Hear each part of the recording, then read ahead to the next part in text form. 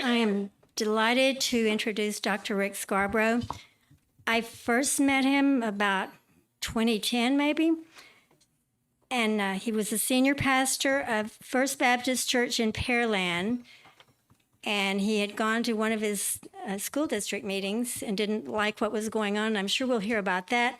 And he wrote a book called Enough is Enough. And after a few months, I think every elected official was a member of his church, something like that. And anyway, I was with Concerned Women for America at the time, and we were meeting at St. John the Divine Church in Houston, and we had him come give a huge day event. I don't know if it was fundraiser, but it was certainly an educational event. So I imagine you remember that. And that was when my sister, Valerie's mother, Pat Hansen, was head of CWA South.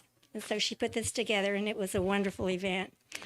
And so we have a lot of good memories, but he went on to take his message across Texas as Vision America, and he did that for a few years and made a difference. Then he moved to Nacogdoches, and he started working with Congress. And I'm sure he's going to tell you a lot more about that. So I won't take away anything from his time. And Dr. Rick Scarborough, if you would come forward. Thank you. John North is going to fix that. Well, I've been doing this a long time. Somebody walked up and said, "My, you look old." In fact, the matter is, I'm the oldest I've ever been. I honestly, that first trip across Texas was in 2001 and 2002, introducing Rick Perry, who was our interim governor. Bush had gone on to the White House, and Rick Perry served out the rest of that term and then ran for his own independent term in 2002.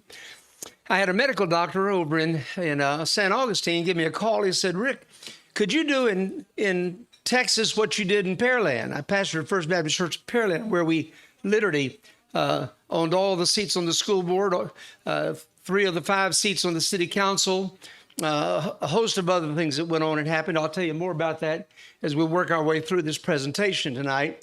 But I said, sure, if I had enough money, I could do that. He said, well, what would it cost? Well, I pulled back. I have been friends since high school, Dr. Steve Holtze. So most of you know who Steve Holtze is. I'm the preacher. He's the political activist. So I sat down with Dr. Holtze and I said, what would it take to do this? So he said, well, let me think about that. He then called a friend of his. We then began communicating, and I went back to see that medical doctor. I said, I need $1.2 million. That's more money I'd ever seen in the world. He said, I'll tell you what, I'll give you $800,000 if you can raise the rest. Well, we did. 2002 is the year, as you'll remember, when Texas went for the first time since Reconstruction from blue to red. In fact, both houses flipped. Every statewide office holder in Texas was a Republican elected that year. It swept into Harris County, where you virtually couldn't find a Democrat. Now, every year since 2002, we've been sliding back toward purple. I'll say more about that as I work my way through as well. But in 2016, I looked in the mirror. I got my first Social Security check, and I thought, you can't do this forever. I had a phone call from a friend of mine who asked me if I'd like to come to Washington, D.C. and be the Skyline D.C. executive director. Well, I didn't even know what that was, but I investigated, and it included a condominium right across the street from the Supreme Court. When they exited the garage from the Supreme Court, their headlights were in our condo. It was a lovely thing, except for the fact that if you know anything about those condos in the immediate surroundings of Washington, most of them are 100 years old or older. This one at one time had been a beautiful 3-story house. When I moved, am I moving this thing, or are you doing that? All right. I can see the reflection. The reason I knew that in that mirror or that window. But I never felt taller in my life. I could reach up and touch the ceiling. It was only 7 foot tall. They had turned a beautiful 3-story house into 3 levels of condos, and we were in the bottom level. In fact, we had to step down before we stepped up. We were literally, and when I looked out the window, I could see the knees of people walking by It was quite an experience living in that condo those first 12 months. We moved after that over to Pennsylvania Avenue. Senator Ted Cruz was my neighbor. That was a little bit better environment because they were new condos. But point of all that to say, I thought I was through with traveling around the country and asking pastors to do what they ought to be doing, and that's teaching their people how to be politically engaged. That is part of the calling, I believe, of a pastor. The full gospel means that we don't ignore the world in which we live. And in a free nation like this, that includes encouraging our people to get informed and then as citizens to vote their values on election day. I turned the reins over to Vision America over to a subordinate. I moved to Washington, D.C., and then 2 years later, as you'll recall, 2018, we almost lost Senator Ted Cruz to a committed communist. He likes to say socialist, but I'm telling you, Beto O'Rourke was bad for our state and bad for the country. And so the former board that I'd put together over a series of about 18 years called me and said, Rick, if you'll come back and reconstitute under Recover America, we'll start all over and see what God can do. Now, you talk about pulling me out of the mothballs, but I found, I got to study the Bible and I realized Moses got his call when he was 80 years old. And the last thing he did at age 120 is climb a mountain and go to sleep. Now, that's a good way to die. Wouldn't you agree? So there's no such thing in the Bible as retirement. So let me just say that clearly. One of the wonderful things that God has done he's blessed so many things that have happened since my wife and I returned and we bought a home over part of Kingwood across the road, Oakhurst. I had the privilege of meeting Dr. Jill Foote through a mutual friend. Dr. Jill Foote was for 19 years the a PhD professor teaching PhD students in economics at Rice University. She resigned that position, volunteered basically. We paid her a little bit of stipend, but it wasn't near what she was being paid. But after 2 months, she's agreed to come and help me with Recover America. She's our chief operational officer. She's 100 times smarter than I am, but I have the microphone. But Dr. Foote, would you just kind of wave at everybody and let them see where you are? She's a wonderful addition to the team of Recover America. We had a great day just a couple of weeks ago. In preparation for 2022, I actually started in, as I mentioned, 2018. I moved back to Texas. We had maintained a home in Nacogdoches, but I was commuting back and forth to Houston. And we were planning to go around 2020, 20 years after that first trip around in 2021 and 22, and try to once again galvanize 2,000 pastors as we've done that first time around. Got it all laid out, but we didn't plan for COVID. And COVID shut all that down. So like many of you, I spent the next year on Zoom calls and doing the best I could to figure out how to build a ministry. Well, when that began tapering off, we began looking and building staff toward 2022. When one of my subordinates walked in and said, Dr. Scarborough, are you aware there's school board races in November of this year? I found that pastors have a full-time job. When I come along and say, hey, you ought to get involved in politics, they say, yeah, right. But when they're threatened, when something they see is bad, if they're really called of God, they go into action. And so when we began to study what was happening in school systems all across America, I thought to myself, what better way to prepare for the trip around Texas in 2022 than to focus on school board races, at least a few of them, right here in Houston. And when we started digging into Harris County, the Houston Independent School District, boy, were we in for a surprise. Most of us parents and grandparents think high school is like it used to be. You need to come back and hear this former principal. He'll tell you a little bit more about the story. But when we began digging around, we discovered things that were just shocking. And I thought to myself, if this won't galvanize pastors, they can't be galvanized. And so I'm going to begin to walk through this. In the first place, election 2021, let me just say this. If you watch the news and you saw what happened in Virginia and across the country, there is an awakening taking place. I mean, folks, don't despair. God is doing something. in all the years I traveled galvanizing pastors, we worked across the nation in state after state. And you know, we never lost a single race that we weighed in on. If it was in Missouri, 1,000 pastors changed the state of Missouri for a season. If it was working in Ohio or Michigan, we went up and down the seaboard. We saw victory after victory until 2008. And here comes the junior senator from Illinois, first black candidate. And I'm telling you, we lost everything that year. And I got so demoralized, I decided I'm going to find a church and just settle back and teach the Bible and forget about this. And what happened in 2009? The Tea Party came along. You folks showed up. And I'm telling you, you breathed life back into me. Because suddenly a grassroots movement was born in this country, and it rocked the political establishment. I commend you that you have stayed by the stuff all through these years, and primarily because of the heart and the vision of these who lead you. But that brought me encouragement. In the same fashion, I see something happening once again now, only now it's mama bears and papa bears. You know, isn't it just like God when all of us who think we've got it figured out work through all of our best schemes and then we fail, and then he says, you know, now let me show you how to get it done. And suddenly people began, because of those same Zoom calls, recognize what was taking place in the public schools, that instead of learning reading and writing and arithmetic, they were discovering how they could change their gender.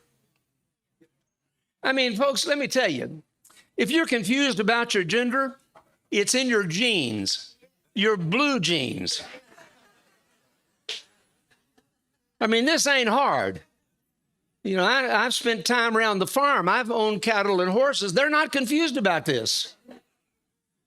And only, you know, professing themselves to be wise, the Bible says, they become fools. Never in my lifetime has the table been more set than right now for aggressive candidates like two of the ones you met tonight who are willing to put themselves out there and say, I'm not going to have it. And so we, as a small organization, we got involved. And you've already heard about the Sci-Fair results. In the third largest school district in Texas, educating 120,000 children, God-fearing candidates won all three positions over 15-plus year incumbents.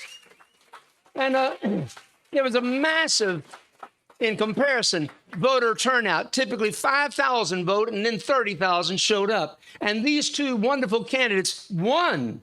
And let me tell you something happened. We were involved in that race, or those races. We gave the candidates a forum and encouraged the people by the thousands to go vote. We spent about $250,000 of God's money trying to awaken the church in Harris County and surrounding counties. And one of the things we discovered was this new innocent program called No Place for Hate, sponsored by the ADL, Anti-Defamation League. One of our principal supporters, who helped us raise over $100,000, is a Jewish man who's been on the board of ADL. And when he found out what they were perpetrating, this innocent title, No Place for Hate, it's in schools all across America. In fact, we found out, and by the way, these are the candidates that won those 3 open seats. Isn't that wonderful? I mean, praise. I was going to celebrate you whether you were here or not. We discovered that in that place, they had 73 schools that were recognized for adopting No Place for Hate. Now, we exposed it in the candidate forum where these candidates and others exchanged ideas. And you know what? Those 15 and 20-year incumbents, including that president, they got to thinking, you know, there's going to be an election coming up. We better change this quick. We've been caught. And they kicked it out of the schools in a matter of days. But I'll tell you something, folks. Here's what you discovered when you went, and that's right off of the Anti-Defamation League website. Here's below are the terms that are important to know in understanding transgender and gender nonconforming people. Have students work in pairs or triads and match the words to the terms bisexual, cisgender, crossdresser. I don't even know what FTM and MTF are. I'm scared to guess. Gay, gender expression. And this is what's going on in our schools. Now, anybody that's not for no, I mean, don't you want your school to be no place for hate? Here's what we discovered. The only thing they left that you could hate was somebody that said any of that was wrong. And I'll tell you, if you say it's wrong, they're going to hate you. In fact, they're going to show up out front of your house. And they canceled the curriculum. And by the way, this is an example of an elementary school. And it used gender-neutral language. You know, when I was in elementary school, all I wanted to do is avoid another paddling and learn how to spell. Boy, how far we've come. We brought it to light, and out it went. Houston Independent School District, I had multiple people say it's a lost cause. The HISD is too far gone. In fact, our state is discussing whether to take it over and run it, and they still might. $2 billion in debt. I mean, you talk about a mess educationally, about as low as it can get. But we looked at that. We studied 200,000 children. You know what the Bible says? The Bible says if you and I offend one of these little, it'd be better to have a millstone tied around our necks, thrown into the deepest ocean. And so to know that this is happening and do nothing, you are in effect offending these children. Most of us who are fortunate enough to put our kids in Christian schools or homeschooled, probably the best way to educate kids in light of the culture today. But we cannot abandon the public schools where most children are forced to go. I'm telling you why we've been building our churches and having meetings like that. The left decided, you know, the way we can absolutely take this country over is just undermine these parents by teaching their kids counter to what they're hearing at church and home. You know, when those kids, the ones that have a family, come home, they just don't talk about it. They still have a balance of parents that are giving influence. But when these same kids get off to college, everything falls apart. And we've been wondering why for the last generation, our kids raised in Christian homes are destroyed the first day they get off into college. It begins in the second grade, where this kind of garbage is going on. We cannot any longer ignore it. Biblical value candidates are in runoffs in 4 of the 5 races. 3 that we've identified for sure, and I basically say the 4th is better than what we got. Those of you that live in any one of these districts, I'm going to show you where they are. You have got to mobilize and find your friends and make sure they vote in the runoffs, and I'll show you when they are. District 1, District 5, District 6, District 7, and these are where they're located all on the western side of Houston. If any of that's anywhere where you live or know somebody, help us. If we can get 3 or 4 of these candidates across the finish line, and by the way, I'm a 501c3 and a 501c4. That means that I'm educational primary. The C4 can get a little more political. So if you want to make an offering, give it to our C4. It's not tax deductible, but it is God blessable. And it frees us to weigh in on these issues. But we are determined. In fact, I'm in the process of raising an additional $25,000 so we can robocall and do everything we can. We're having pastor meetings in each of these 4 districts, and we're going to encourage the pastors of those churches to get their people involved and informed and serve notice, as they did in Virginia, that parents aren't going to take this anymore. It only changes if we change it. HISD results and runoffs. Jeanette Garza-Linder and Elizabeth Santos, the incumbent.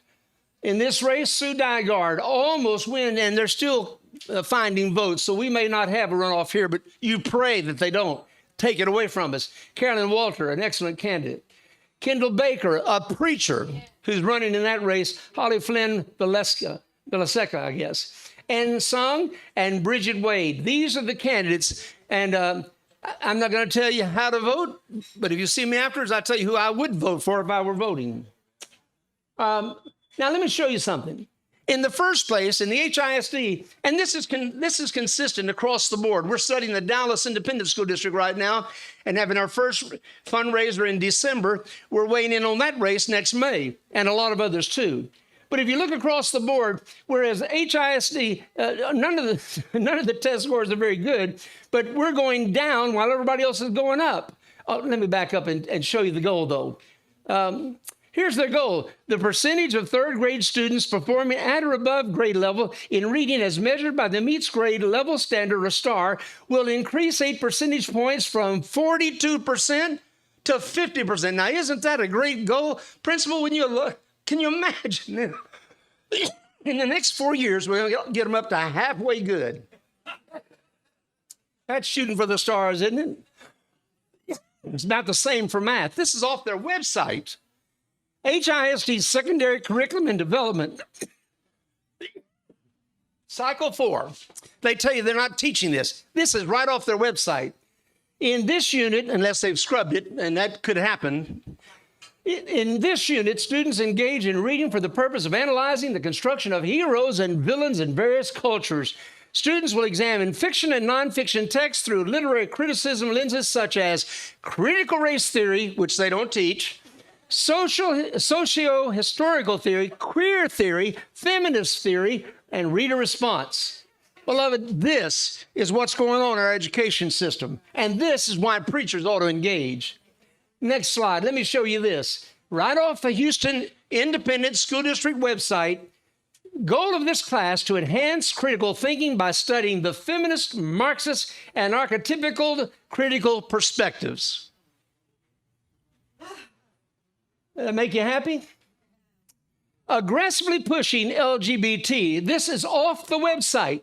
This Houston Independent School District organization. And look what it said, .org. It says, transgendered. Both these individuals are transgendered. They identify opposite the sex of their birth.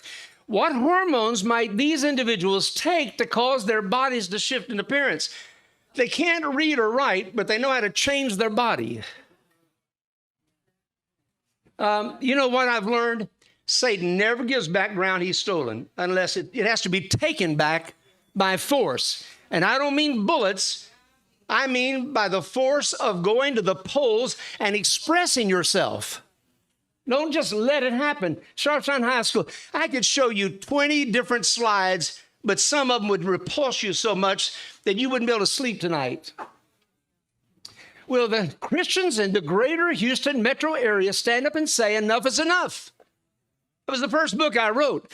And I'm telling you, I knew it was a bestseller when I was walking through an airport one day, and I heard a woman shouting at her kids, enough is enough.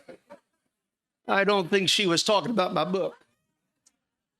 By the way, I was taught in seminary, if you want to be a popular preacher, always have the crowd out by 12. I assure you, you'll be out here by 12 o'clock. This is where my world changed. When I went to Pearland in 1990, I'd been an evangelist for about 14 years previous to that, seen thousands of people come to know Christ, preached over 500 crusades across America and around the world for that matter. And so you would probably imagine I'd be a pretty evangelistic-centered pastor. In the first 18 months we were in Pearland, we baptized 500 people into that church, and we were busting out at the seams. Last thing I needed was a controversy. But one day, a lady at the back of the church, and believe me, this is 18 months into my new pastorate in Pearland. We're growing, and we're looking for land to build a new church, because if you know anything about the old First Baptist Pearland, it was on 3.5 acres of land, fronting 518, backing up to a subdivision, and a railroad track going right down beside it. So there was no room to grow. Old ramshackle buildings. The sanctuary was nice, but everything else was metal buildings, and they were falling down. And so we were looking for property to relocate. The church was together. A lady walked out the back door and said, "Preacher, you're going to the high school assembly tomorrow?" I didn't even know there was one. But, you know, every good pastor can mask his ignorance. We all, part of being a pastor is you know everything. And I'm just poking at myself.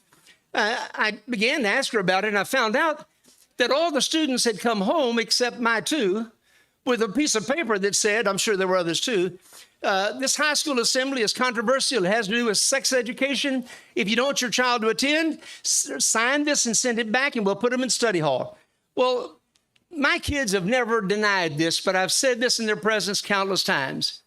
I'm sure Richard, who was the 9th grader, riding in the car with his sister, who was a senior, probably looked at her and said, "We're going to tell Dad." And she probably said back, "Well, it'll get all bent out of shape." And so they saved me the trauma.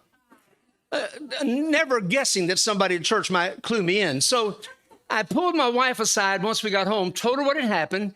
We decided, we've raised these kids mostly in Christian schools. They've been homeschooled for 1 year. This is their first experience in public schools. Let's give them the chance to make their own choices. So we decided to let them go. And here's what I was thinking. Sex education, how bad can it be? I mean, when I was in the 8th grade, they took the boys in the boys' gym and the girls in the girls' gym. They'd blackened the window with tar paper. They showed us 35 or 40 minutes of people with syphilis, gonorrhea, and other sexually transmitted diseases. I mean, insane, crazy-looking people, deformed. And when the lights came back on, we were so terrified, it took us 3 years of married life to get over that 1 hour of sex education. I mean, I'm still a little bit traumatized by it. Well, let me tell you, 1992, it had come a long way. Now, you need to realize that's 20 years ago.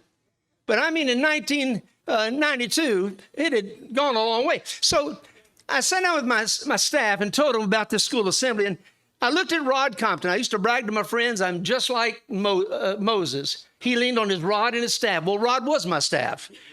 And I leaned on Rod. And so I said, Rod, I want you to go down to the high school and monitor that school assembly and bring me a report back. I had a man in town interviewing for an education position that I was tied up with all day. And so Rod goes and comes back. And I mean, about 11 o'clock that morning, he walks in just before we were going to break for lunch. And I'm dying if I'm lying, he would not repeat what he'd heard. It was so over the top, he just wouldn't tell me. I handed our guest off. I went down to the 5th of 5 assemblies, and wouldn't you know it, Misty, our daughter, was in that 5th assembly. I sat down in the back of this crowded auditorium that had 5 assemblies, 400 to 500 students each one, and I said to myself, Scarborough, no matter how bad it is, just keep your mouth shut and work it through the proper authorities. I did really great for about 10 minutes. I'd had the forethought to take a pocket recorder. We all used to carry dictaphones, and I could get about 30 minutes of the high school assembly. So I was recording this. But when she was, the young lady, about 24 years of age, I thought she was in a scandalous skirt. It turned out to be what they called a skort. In my day, it was a culotte or something like that. But anyway, she was covered, but they were actually shorts with a little flop in the front. But buddy, she was prancing around and she was telling all kinds of jokes. She was using 4-letter words and technical descriptions. She was with the kids. And the more she talked, the angrier I got as a father and as a pastor. But when she pulled out a marker and turned around to a whiteboard she had set up and wrote the figure 94%, that's when I really queued up. In God's sovereignty, I'd been studying up on this new disease then called GRIDS. Remember those days? Gay-related immune deficiency syndrome. Boy, that wasn't politically correct. They fixed that in a hurry. But it was still being called GRIDS in 1992. And I'd been reading up on this new disease. I wasn't so sure it wasn't the judgment of God on an immoral generation. So I'd been reading up on it. I was well-versed on the subject. When she put 94% and then turned around and said, if you use one of these, and up comes a condom, she blows it up like a balloon and then holds it in front of the kids and says you'll be 94% effectively protected against the dread disease of GRIDS. Is there anyone in the room that wants to fly on that airplane? If you'll fly our airline, you have a 94% chance of getting there. Now, we're talking about a life and death disease. 94. And, that's an exaggerated statistic.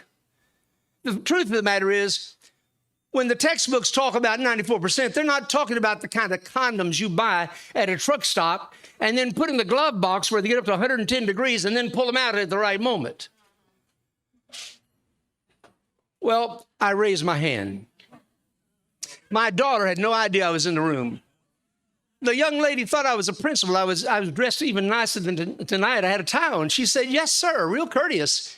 I said, ma'am. And when Misty heard my voice, she nearly fainted. I said, ma'am, where did you get that statistic? She said, the CDC. I was the only one present likely that knew that meant Center for Disease Control, Atlanta, Georgia. Went right back into her planned remarks. Well, I raised my hand again. You know what she did this time? She ignored me. It's hard to ignore, the Baptist preacher from First Baptist Church with his hand up when you're talking about oral sex, anal sex, and every other kind of sex. And that was the discussion.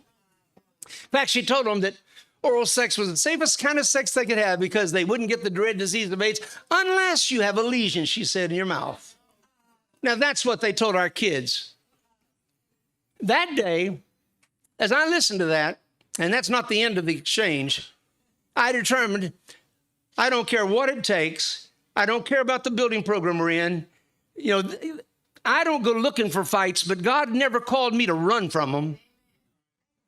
And I determined that day that I was going to do something about this. This is in my house. This is where I pastor. She went on, and boy, then she went into a diatribe about her own sex life and how she was living out of wedlock with a young man who was not GRIDS infected, but he was safe because she used a condom, she told her kids. I put my head in my hands, and this is not an exaggeration. I had to work at not crying. I was so distraught. But I determined that day, as I said, I'm going to do something about this. When the assembly was over, they had to walk right by where I was at. Everybody, all the students, and I'm telling you, some were angry, some just stared out toward the back, some thanked me, but the only one that mattered was Misty Dawn. And you know what she did? She threw her arms around my neck, planted a kiss on this cheek, and whispered in this ear, Daddy, I'm so proud of you. I'm so proud of you. That's like saying sick it to a cur dog. Suddenly, I didn't care what the deacons thought or what might happen. I'm going to stand. My daughter wanted me to stand. More importantly, God did. I went back to my office, and I called a practicing attorney that you'll know well, Cactus Cagle. I called up Cactus. I said, Cactus, I secretly recorded a high school assembly. If I make it public, can I be sued? Now, he said, let me check it, preacher. Now, while he's checking that, I'm making the firm decision that no matter what he says, I'm going to make this public, either as pastor or parent. And there's a lot of difference. I wasn't going to put the church in a position where they could be sued, but I wasn't going to let this pass. When he called back and said, preacher, in Texas, public assemblies, public information, you can do whatever you want to. So I called in the minister of miscellaneous, our custodian. I called him Minister of Miscellaneous. I called him in and I said, put on the signboard the following words. If you want to hear what the kids heard at PHS come Sunday. Now, you talk about a church growth strategy. If you know anything about Broadway and Pearland, one of the busiest thoroughfares on the southeast side of Houston, I'm telling you, between 400 students who were there and that signboard, on Sunday morning, my men came back and said, preacher, we can't get them in. I said, well, ask our people to stand around the back and let the visitors have a seat. I walked in. I was born at night, but I was not born last night. I thought, this is a chance for evangelism. So I laid aside the 12-page single-spaced transcript of her remarks, which I'd planned to read, and I preached heaven's sweet, hell-hot, Jesus saves, gave a gospel invitation, had several saved that Sunday morning. But I'm telling you, everybody in the church is now doing this. I thought he was going to talk about that GRIDS assembly. I thought he was going to tell us about GRIDS. I sat them all down, including, it turned out, a Chronicle reporter that I didn't know was present. I held up the 12 pages and I said, it's now overtime. We're going to dismiss. If you want to hear what the kids heard, you just remain seated. If you have children, I suggest you take them to the gym where I've made arrangements for them. Not many left. And I then proceeded to read that transcript, every word she spoke, 4-letter words and all. There are some little old ladies, if they're still alive, still can't believe that the preacher said those words. But you know something, church? I'm used to being in church. You know something, folks? Sometimes we're so heavenly minded, we're of no earthly good. And sometimes we need to realize that we ought to get we might ought to mix it up just a little bit. I'm not talking about going around looking for fights. You start the fight, you'll have to finish it. And they'll probably, in this culture, destroy you. But if God leads, don't you flee. And boy, those of you that just got on that school board, you're going to have backbone. And for the rest of you that applauded them, you got to commit to pray for them. Because I'm here to tell you, as you'll find out maybe at the next meeting or two, just what they're going to face. Truth of the matter is, folks, we're in a fallen world. And I think we're now the minority. But guess what? God never needed a majority. He just needs a dedicated minority who'll stand up. And the good news is most people don't vote. We're going to win this Houston School Board if the church shows up. Well, I was called to speak with the school board. And when I did, 600 people showed up, 400 from our church. We were trying to build that church. The last thing I needed was a distraction of this kind of public controversy, and it became a national controversy. I'm telling you, when that Chronicle story broke the next day, I had to leave town to get out of the press, out of the press of the press. I'm telling you, the reason most preachers don't get engaged is they don't have to go through all that. And once I got in it, I wanted to get out of it. But if you start, you better not falter. The church got engaged, and soon 4 of our members were elected to the school board, changed the direction of that school. 3 of our members were elected to city council. That's when Christiane Amanpour showed up with their cameras. That's when Nancy Pelosi's daughter, Andrea Pelosi, showed up with HBO cameras. That's when 2 documentaries were written featuring our church and its activism. And Christiane Amanpour concluded hers, and you can watch it on YouTube, by saying, the Baptist preachers had some gains, but they'll be short-lived. Well, you be the judge of that. Let me show you what happened. 1 member was elected to, that was, by the way, my secretary's husband, became a district judge. 3 members went on to serve in the state legislature. 1 died in office. They named a high school after her. 1 still there serving. And the 3rd one, Randy Weber, hosted Bible studies I taught in the U.S. Congress. I baptized him at Pearland. Now, folks, the church can make a difference. You can make a difference. I'm almost through. What is Recover America doing? We're encouraging pastors and the congregation to be engaged in the education of their children and vote for school board candidates that will reflect their values. We're going to make it our campaign this whole next year to go to cities and towns where there are school board elections. And we're going to teach them how we did it in Pearland, how you guys did it in Sci-Fair, and how we together did it in HISD, God willing. And by the way, that scares the pants off of them. I'm now a white supremacist. That's been the latest title. Setting up pastors and faith leaders, training on the importance of leading their congregation to the polls, setting up candidate forums, hopefully for the HISD runoffs. We're going to try to have 4 of them over the next 4 weeks. You pray that we can pull that off around Thanksgiving. And then providing resources and tools to inform voters on the values espoused by the candidates, engaging our friends and donors and community leaders. That means you to get out the vote. It's time to mobilize. Don't you agree? It's time to mobilize by the following. Vote. Urge 5 friends to vote biblical values. Host a gathering to inform friends and families about engaging and about what's happening in our schools. You're going to get a copy of this presentation tonight, and you can show these slides to your families and friends who don't believe this is happening here. I'll tell you what, a few years ago, I bought a trailer for $1,500, a camper trailer. How many men can imagine what that was like?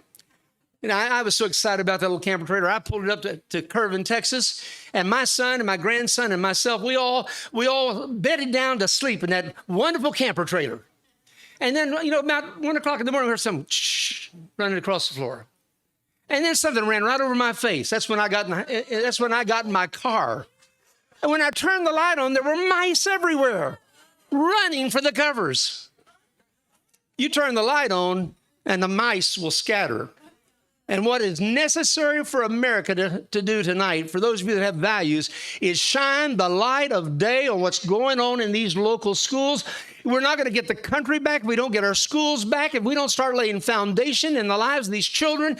There is no hope. You say, well, Jesus is going to come. Oh, really? I hope he does. If he comes, I'm gone. But you know what? In third world countries where they're dying for their faith, they think they're in the tribulation right now. Somehow we've westernized Christianity. We think it all revolves around us. God may leave us in this mess for another 20 years if we don't clean it up. And I'll guarantee if we do nothing, it's only going to get worse. I'm going to do something. Donate to Recover America and help us with this. or to other movements that are like it. Ensure your pastor leads his flock to the polls. Connect your pastor to Recover America by emailing info@recoveramerica.com. And remember this, first day of early voting, if you live in the HISD, is November 29th. December the 7th, Pearl Harbor Day, is the last day of early voting. And boy, we want a carpet bag, every one of them. Amen? A carpet bomb, I should say. And then December 11th, Election Day. That's the day we're going to rejoice and have the greatest Christmas we've ever enjoyed. With that, I want to stop. And if you have a question, I'm happy to answer it or pretend I know the answer. Any questions? Yes, back here. If you can wait for just a moment. Oh, I think they want a tape. Yeah, they're making a tape. So get the microphone. Yes. State your name and then ask the question. My name is Douglas Napier, All right. and I want to know if conservative pastors have taken advantage of when the vice president was making political speeches in churches. I don't know if I understand the question. You're talking about Harris? Yes. I doubt it. Let me tell you something. As a conservative, more power to her. I don't believe there's 1 ounce, 1 shred of constitutional prohibition from pastors engaging in politics. The 501c3, which many preachers hide behind, if you removed it tomorrow, they still wouldn't say anything. There are those who will, there are those who won't. But black pastors have been engaging in politics for decades. And it's time now for the preachers to stand up. And I'm not going to prosecute somebody for doing it. I think it's okay. Go for it. I just wish to God that we get our people to do it. Thank you. All right? Yes, microphone. I forgot we had a new president, vice president. My mind flipped right on back to Pence. My name is Mary Ann Jackson, and one of the things that I've noticed, and you can address this, is when you have school board members who are pastors, who are the woke pastors, we have that in the Klein area here Sure. too. I mean, there's people that are leading big churches that are off The reservation. a progressive whole viewpoint, a different Jesus they're talking about. Well, let me just say this.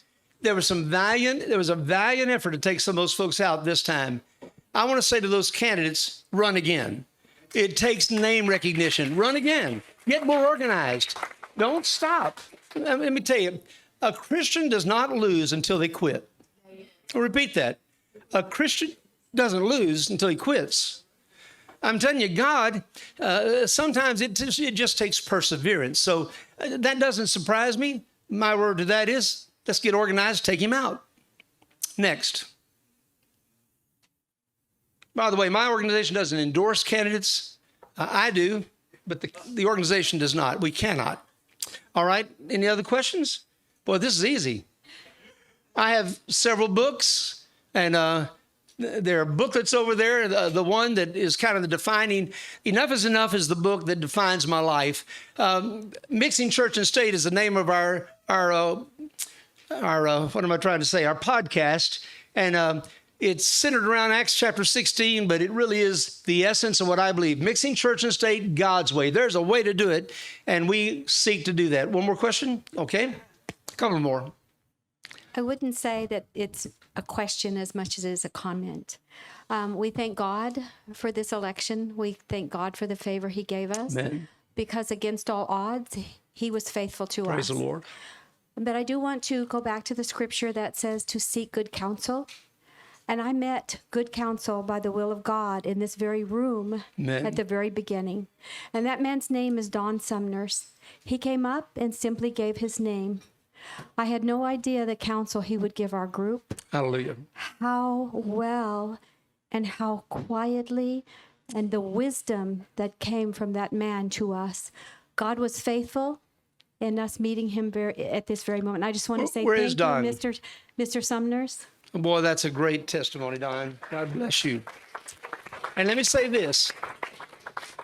Faith without works is dead. You had candidates who put themselves out there, invested their treasure, and that's why they're in office today. And some who tried and failed. But boy, all the counsel of the world is useless if you don't have candidates. And I'll tell you, one of our big issues, and it wasn't until the 11th hour that we had candidates that we knew that we could vote for in HISD. And we went to person after person. I just want to get involved. I want to get involved. You know what the Bible says in Isaiah 3? One of the central signs of a nation that turns its back on God? When the brother of the house turns to the other and says, put this emergency under your oversight. And the answer is, I don't want to get involved. I don't want to get involved. By the way, just before that, it says they declare their sin as Sodom and hide it not. Woe to their soul. Homosexuality coming out of the closet. Isaiah 3 is the center part of the book, Enough is Enough. I built the book around the signs of a nation turning its back on God. All right? Anybody else? One more, okay? I'd like to know if the video of this is going to be on somewhere where we can access your presentation That's a question. tonight. That's a question for Miss Norma. But, Norma? yeah, it'll be available. I'd like to have a copy too. Very good. I want to make sure we are told how to see it or to share it. It'll be released as soon as possible. God bless you. All right. I'm going to turn it back to you ladies. Ms. Jeter, thank you.